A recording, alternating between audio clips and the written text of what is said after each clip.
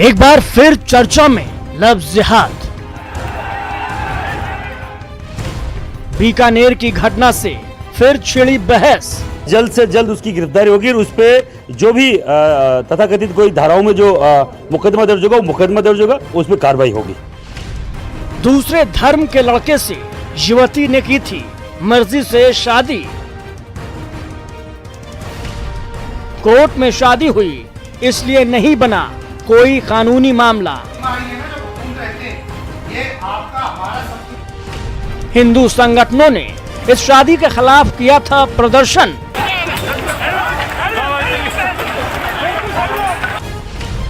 BJP ने फिर उठाई लव जिहाद पर कानून बनाने की मांग। कांग्रेस बताती रही है इसे बीजेपी का इमोशनल कार्ड। दूसरे राज्यों में कानून बनाने पर भी उठी थी इसी तरह की मांग। बीकानेर की घटना से फिर चर्चा में आया लव जिहाद का मुद्दा। लव जिहाद और हकीकत। नमस्कार, बहुत स्वागत है आपका। प्राइम डिबेट देख रहे हैं आप, आपके साथ में जेपी शर्मा। लव जिहाद शब्द का इजाद तो पता नहीं कितना पहले हुआ, लेकिन पिछले कुछ अरसे से इसको लेकर सियासत भी जब तक गर्म होती रही है और सामाजिक स्तर पर भी इसको लेकर बहस छिड़ी हुई है।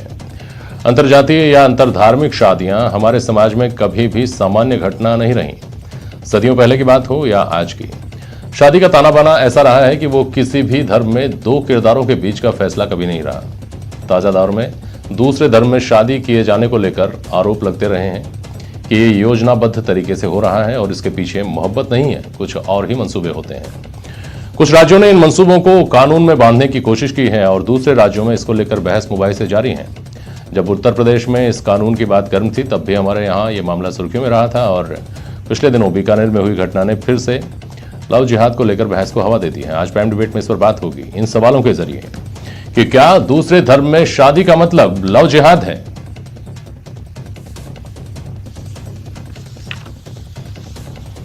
क्या शादी पर कानून निजता में दखल होगा? और लव जिहाद पर राजनीति, तुष्टीकरण या इमोशनल कार्ड का इस्तेमाल?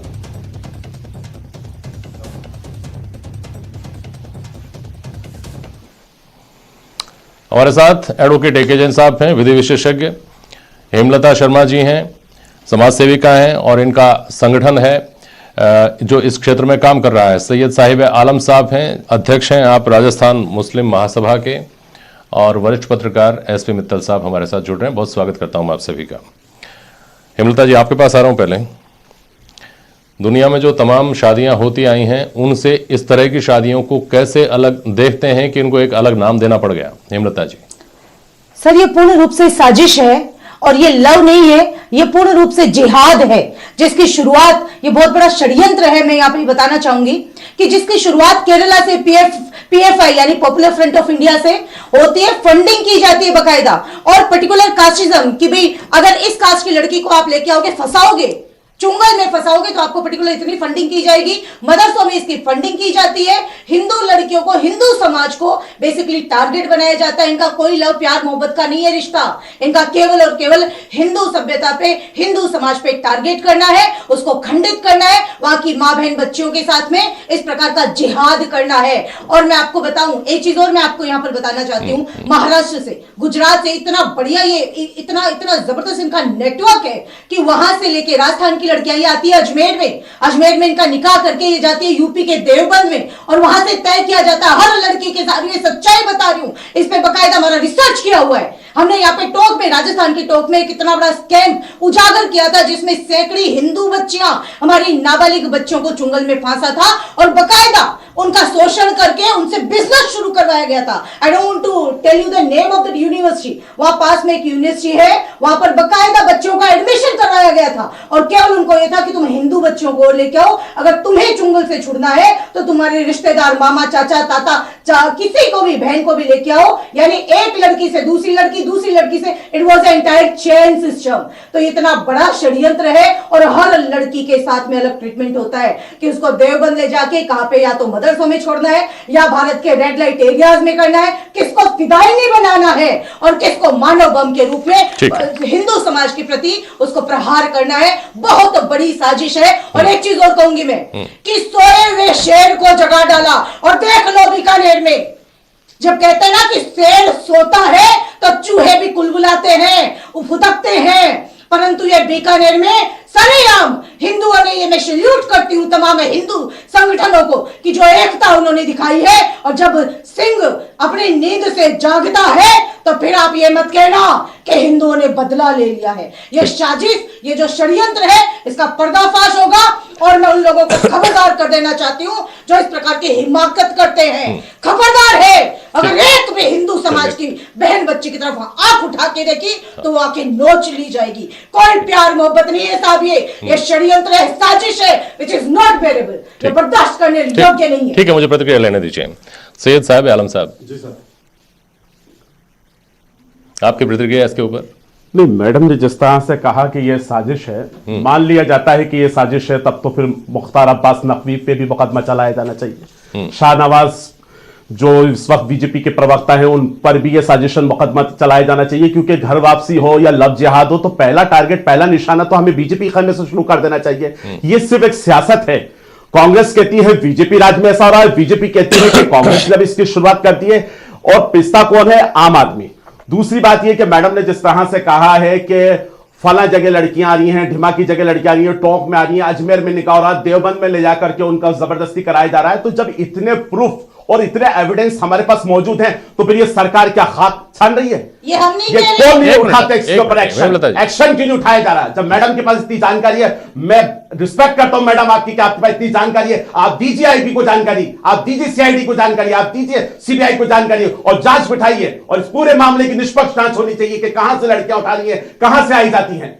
ये बात और है, नहीं, इल्जाम अब लगा देना आसान है, लेकिन एक उसे प्रूफ करना चाहिए। अब प्रूफ करिए इस बात ठीक, को, आपकी ठीक। इस तरह से हरकतें हो। अब ये दो बातें बिल्कुल अलग अलग तरह की बातें हैं। हेमलता जी, देखिए, आप जो कर रही हैं कि लड़कियां उठाई जा रही हैं, लड़कियां लाई जा रही हैं, लड़कियों की शादी कराई जा रही है और फिर उनको रेड लाइट एरिया में भेजा जा रहा है, ये किसी एक धर्म तक सीमित बात नहीं है। ऐसी घटनाएं बहुत सारी सुनते हैं हम, और मुंबई में इस तरह की घटनाएं आम हैं, इस तरह के मामले रोज है। वो एक उसको लेकर कोई भी ये नहीं कह सकता कि ये किसी सामाजिक दायरे में या किसी कानूनी दायरे में ये बात सही हो सकती है। सबको स्वाभाविक रूप से स्वीकार करना पड़ेगा, गलत है। दूसरा पहलू जो आता है कि धर्म विशेष की लड़कियों को लेकर आओ, उनसे शादी करो और इस बात का तुमको इनाम मिलेगा। इससे क्या फायदा हो जाता है उस धर्म का जिस धर्म के लड़के शादी कर रहे हैं, और क्या नुकसान हो जाता है उस धर्म का जिस धर्म की लड़कियां जा रही हैं? हेमलता जी, यही तो साजिश है सर। और ये जो जिहाद है, ये क्या हासिल हो रहा है? इससे हासिल क्या हो रहा है? थोड़ा मुझे केरला के सीएम ने स्वीकार किया है साहब, केरला के हाई कोर्ट में हलफनामा पेश किया है, एंड ही एक्सेप्टेड कि जो लव जिहाद है इसने पूरे समाज का ताना बाना खराब कर रखा है साहब। आपके लखनऊ में हाई कोर्ट में ये स्वीकार किया गया है, वहां पर माना गया है कि लव जिहाद है। और रही बात है कि उनको क्या फायदा है, तो ये जिहाद है सर। जिस प्रकार से आपका अन्य जिहाद होता है, जमीनी जिहाद होता है, आतंकवाद होता है, उसी प्रकार का हिंदू फायदे की बात नहीं है, मकसद तो समझना पड़ेगा ना कि उनका हासिल क्या है, उनका हासिल क्या हो रहा है, इससे क्या हासिल हो रहा है, किस बात का? समाज का विखंडन। एक लड़की जाने का मतलब एक पूरा परिवार टूटना। मैंने अभी आपको बताया, एक से दो से चार, ये जिस प्रकार का चेन सिस्टम है हिंदू समाज को टारगेट बना के और हमारी युवाओं को जिस प्रकार बरगलाया जा रहा है, उस ये बहुत बड़ी साजिश है। मैं पुणे कर रही हूँ, मैं नहीं कह रही हूँ, ये कानूनन रूप से आपके केरला के सीएम ने माना है, उन्होंने हलफनामा दिया है साहब हाई कोर्ट में, उसको कैसे झुठला दोगे? ठीक है, संक्षेप में बोलिएगा बहुत। हाँ, मैं बता देना चाहता हूं कि मैडम जिस केस की बात कर रही है, पीएफआई के एफर्ट से जो उठाया गया था केरला के अंदर सन 2016 के अंदर, वह हादिया केस मामला था। केरला हाई कोर्ट ने उस शादी को निरस्त किया, लेकिन क्या मैडम को जानकारी है, क्या मैडम को जानकारी है कि फिर सुप्रीम कोर्ट से बदल गया था? बिल्कुल सबको जानकारी है। अब सुनिए, एक मिनट सुनिए, अब एक मिनट सुनिए आप दोनों, please please please please please please please. और उस शादी अब बात यही हो रही है, सुनिए तो अब मैं उसी मुद्दे पर उसी मुद्दे पर जैन साहब, एक मिनट सुनिए। अरे सुनिए साहिब आलम साहब, सुनिए तो सुनिए सुनिए, सुप्रीम कोर्ट ने शादी को बरकरार रखा है, सबको जानकारी है इस बात की, बिल्कुल जानकारी है इस बात की, ये नई बात नहीं है। अब सुनिए जैन साहब, बात अब यहाँ आकर ठहरती है जिसको लेकर पूरे देश में दरअसल अब जो बहस जिस बात को लेकर हो रही है वो ये हो रही है कि कानून के जरिए क्या इसको डील किया जा सकता है। बीकानेर वाला मामला है, उसमें लड़की ने कह दिया कि रजामंदी से शादी हुई है, पहले कोर्ट में शादी हुई, उसके बाद ये बात सार्वजनिक हुई, विरोध हुआ और कानून का दरवाजा खटखटाया गया, पुलिस के पास पहुंचे तो पुलिस ने कहा कि कोर्ट में शादी हुई है, हम क्या कर सकते हैं। तो ये सवाल उभरता है कि 18 साल की उम्र में जब आदमी अपनी सरकार चुन सकता है तो जीवन साथी चुनने के सवाल पर आप सरकारी तौर पर, कानूनी तौर पर कैसे सवाल उठा सकते हैं। इस चुनौती से तो लड़ना होगा ना, अगर इनकी लाल शक्ति सेना इस मामले में कुछ करना चाहती है तो। जैन साहब, देखिए, इंटरफेथ मैरिज जो सबसे ज़्यादा विवादों में है, पहले तो इंटरकास्ट मैरिजेज विवाद में आती थी। इंटरफेथ मैरिजेज का अगर आप कानूनी इतिहास वाली बात देखें तो 1932 में जर्मनी में सबसे पहले इंटरफेथ मैरिजेज पर प्रतिबंध लगाया गया था, जब कानून बनाकर ये किया गया था कि जो ज्यूज़ हैं वो जर्मन से मैरिज नहीं कर सकते। जर्मन लेडीज़ का जूस से मैरिज को, इंटरफेथ मैरिज को कानूनन रूप से बैन कर दिया गया था जी।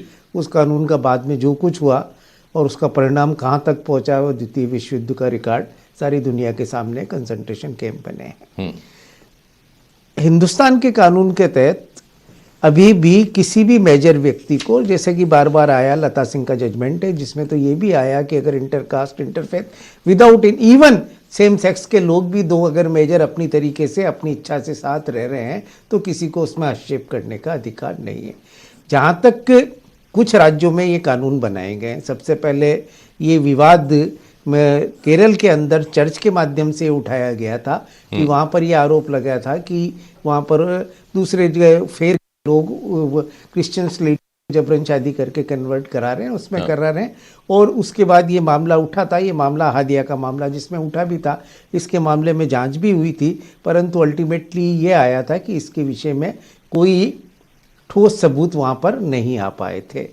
अगर हम रिकॉर्ड की बात बताएं कानून में, कुछ स्टेट्स में उसके बाद कानून बने जिसमें सबसे पहले उत्तर प्रदेश भी है, मध्य प्रदेश भी है, जहाँ पर ये वहाँ भी इंटरफेथ मैरिजेज पे प्रतिबंध, क्योंकि कॉन्स्टिट्यूशन पर आपको परमिट नहीं करता, इसलिए इसमें वहाँ ये लगाया गया कि इंटरफेथ मैरिजेज में शादी करने से पहले आपको you have to intimate the district collector, और कलेक्टर की 1 महीने के बाद आप उसमें शादी की जाएगी। अभी भी जो स्पेशल मैरिज एक्ट कहते हैं, जिसमें अगर कोर्ट में, मुझे पता नहीं कि बीकानेर में जो शादी हुई कोर्ट में हुई, तो स्पेशल मैरिज एक्ट के तहत कोर्ट्स के अंदर डिस्ट्रिक्ट मजिस्ट्रेट और एडीएम और एसडीएम्स को ऑथोराइज के ऑफिसर डिक्लेयर किया हुआ है। जहां पर भी स्पेशल मैरिज एक्ट के तहत आपको रजिस्ट्रेशन करवाने के लिए बाकायदा 1 महीने का नोटिस जारी किया जाता है, जिसे नोटिस बोर्ड पर लगाया जाता है और पेरेंट्स को उसकी सूचना दी जाती है संबंधित व्यक्ति। उसके बाद स्पेशल मैरिज एक्ट में रजिस्ट्रेशन किया जा सकता है। और जैसा कि मैंने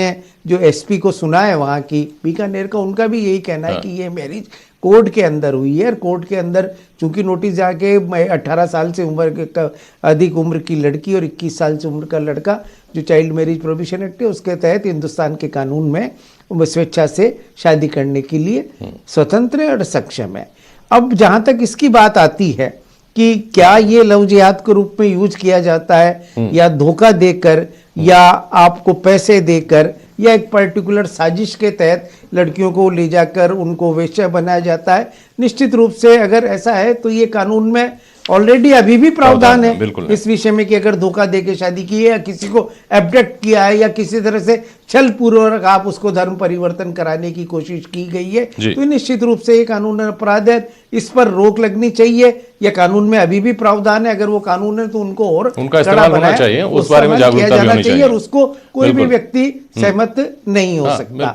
परंतु जहां तक हिंदुस्तान के क्योंकि अभी जो यूपी का कानून है, हालांकि उसको उन्होंने काफी इस तरह के रखने की कोशिश की है कि वो कानूनी उसमें से कॉन्स्टिट्यूशन के वायलेशन में नहीं आए, उन्होंने रोक नहीं लगाई है इंटरफेथ मैरिज पर, जैसे कि जर्मनी में लगी थी वैसी रोक नहीं लगाई है, बल्कि उसमें ये कहा है कि स्वतंत्रता की जांच पहले एसडीएम कलेक्टर इसकी जांच करे, 1 महीने का नोटिस हो और उसके बाद ये विवाह या इंटरफेथ मैरिज या इसमें इंटरफेथ। हाँ, तो व्यावहारिक बात यह है कि 1 महीने का टाइम ऐसा होता है, समय टाइम पर अगर रजिस्ट्रेशन करवाएंगे सबको पता लगेगा, काउंसलिंग होगी, आपस में बातचीत होगी, समझाइश बुझाइश जो होती है वो सब होगा, और उसके बाद भी होता है तो फिर कानून उसमें कुछ नहीं कर सकता। लता जी कुछ कहना चाह रही है, बहुत संक्षेप में बोलिएगा, बहुत संक्षेप में बोलिए।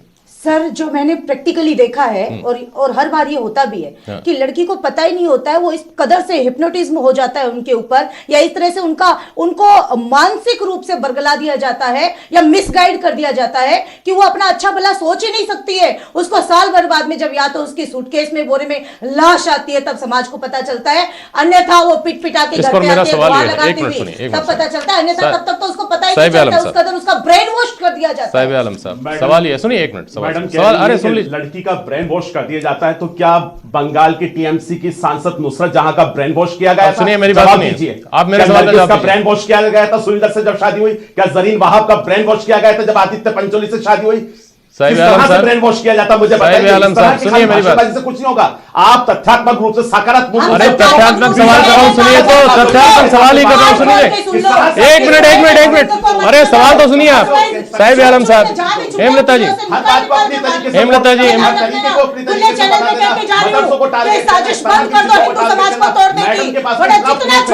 अब सुनिए, ठीक है, अब सवाल सुन लीजिए। अरे सवाल तो सुनिए, तार्किक बात करिए ना। ठीक है, आपने बहुत सारे ऐसे बहुत सारे उदाहरण गिनाए, तो सवाल तो मैं कर रहा हूं आपसे, सवाल तो मैं कर रहा हूं, मेरे सवाल का जवाब दीजिए ना, आप मेरे सवाल का जवाब तो दीजिए। देखिए फर्क जो है ना, और जहां से बात पैदा हुई है और जहां से इस बात को हवा दी गई है, सही गलत दी गई है, आपका अपना अपना नजरिया हो सकता है, लेकिन ऐसे बहुत सारे उदाहरण आए सामने, पुलिस की जांच में भी सामने आए, जिसमें लड़की ने धर्म परिवर्तन करके दूसरे धर्म से में शादी की, तो उसके बाद उसके साथ कुछ ज्यादती हुई, उसकी हत्या हो गई, जैसा ये कह रहे हैं। इनके शब्द आपको चुभ सकते हैं, लेकिन इस तरह की बहुत सारी चीजें आई। तो हाँ सुनिए, आप एक मिनट सुनिए तो, अरे आप सवाल तो सुन लीजिए पूरा। अब बहुत सारे उदाहरण आपने दिए।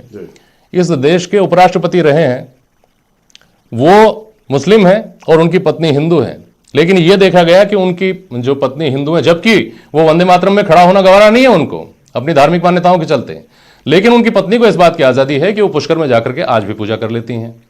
तो आप दो उदाहरणों को एक साथ एक तराजू में नहीं तौल सकते कि सारे व्यक्ति इतने ही मैच्योर हैं, सारे व्यक्ति ऐसे ही हैं, और इसलिए इसको सामान्य तौर पर यह मान लेना चाहिए कि साहब इसमें कोई बुराई नहीं है, इसमें कोई आशंका नहीं है, कोई चिंता की बात नहीं है।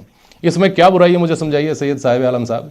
मैं राजस्थान में, सुनिए, कानून बनाने की मैं पैरवी नहीं करता, लेकिन अगर किसी तरह का आपके बीच में अफेयर है, आप सार्वजनिक करके अपने घर वालों की रजामंदी से क्यों नहीं जा सकते हैं? बिल्कुल जा सकते हैं।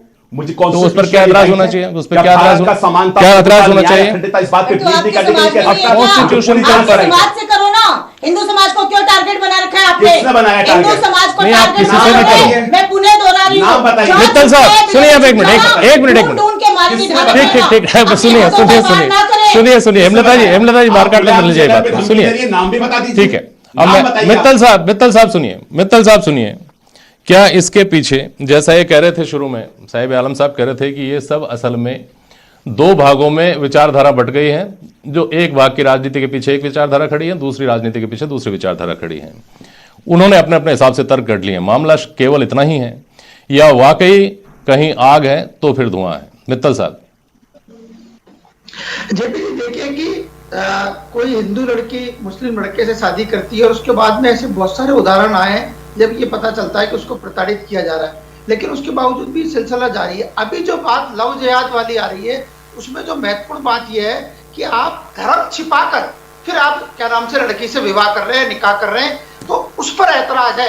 इस पर ऐतराज नहीं कि कोई हिंदू लड़की मुस्लिम लड़के से शादी कर रही है या कोई मुस्लिम लड़की हिंदू लड़के से शादी कर रही है, इस पर कोई ऐतराज नहीं है। ऐतराज इस पे है कि वो अपना धर्म छिपा कर रहे हैं। इसीलिए हमने अभी देखा कि जब उत्तर प्रदेश और मध्य प्रदेश में जब कानून बनाए गए तो उसमें यह प्रावधान किया गया कि 2 महीने पहले आपको डिस्ट्रिक्ट मजिस्ट्रेट के यहाँ ये बताना पड़ेगा कि आप दूसरे धर्म में शादी कर रहे हैं। तो मुझे लगता है कि इस व्यवस्था में तो कोई ऐतराज नहीं होना चाहिए कि आप ये सार्वजनिक करके रूप में करें कि आप किससे शादी कर रहे हैं, इस पर ऐतराज नहीं होना चाहिए। जो दिक्कत आ रही है वो यही आ रही है कि आप धर्म छिपा के कर रहे हैं। इसीलिए फिर क्या नाम जो विचारधारा के लोग हैं उन्होंने उसको लव जिहाद का दिया है। राजस्थान के मुख्यमंत्री हालांकि लव जिहाद शब्द को मानने को तैयार नहीं है, उनका कहना है कि ऐसा कोई शब्द नहीं है। तो अब जो स्थितियां आ रही है वो मेरा मानना है कि धर्म छिपाने को लेकर आ रही है। ठीक है, और ये आपकी बात का जवाब है साहिब आलम साहब। मैं जैन साहब के पास जाऊंगा। ये आपकी बात का जवाब है जो आपने कहा था कि फला सेलिब्रिटीज ने, जिसमें आपने आदित्य पंचोली का नाम लिया, या उससे पहले नवाब पटौदी का एक अरसा हो गया, कई दशक पहले की बात है, या उससे पहले भी आप जाएंगे तो बहुत सारे उदाहरण मिलेंगे। तमाम नेताओं के आपने नाम लिए, इन्होंने कम से कम अपना धर्म छुपाया नहीं था, ये सार्वजनिक रूप से सबको पता था कि ये मुस्लिम है, फिर उनके यहाँ अगर जाकर शादी की है किसी हिंदू लड़की ने, क्या दिक्कत हो सकती है उसमें। लेकिन जैन साहब, ये कानून असल में जितनी चीजों को कवर करता है उतनी चीजों से जो ऐतराज है हेमलता शर्मा जी की विचारधारा के लोगों का, उनको तो कवर नहीं करता। शादी से पहले आपने सूचना दे भी दी और फिर आपने शादी कर भी ली, उसके बाद आपके साथ क्या हो सकता है, इसको ये कानून थोड़ी सुनिश्चित करता है। देखिए, जहाँ तक पारिवारिक झगड़ों के विवाद की बात है तो यदि तो हम देखें 304B के जो केसेज आते हैं, दहेज मृत्यु के, दहेज प्रताड़ना के मुकदमे, वो किसी रिलीजन के हिसाब से तो आते नहीं है। हर धर्म में, हर जाति में, हर एक ही अरेंज मैरिज के अंदर भी वो आते हैं सारे के सारे, और बहुत ज्यादा आते हैं। और वो कहीं बियॉन्ड द कास्ट लाइन्स आते हैं, बियॉन्ड द रिलीजियस लाइन आते हैं। हर धर्म में और हर जाति, कोई हमने एक भी धर्म जैसे हमने देखा उसमें उस तरीके के मामलों से अछूता नहीं है। और पर्याप्त मात्रा में हर धर्म और हर जाति के अंदर इस तरह की घटनाएं, दुर्घटनाएं सामने आती हैं। इसलिए वो एक अलग बिंदु है। तो ये सोशली डील हो सकती है, ये सोशल समस्या है, ये सोशल अवेयरनेस का। और अगर किसी तरह की आशंका है तो उसको भी आप सामाजिक रूप से ही सचेत रहकर उसको दूर कर सकते हैं, यही बात है साहब। निश्चित रूप से।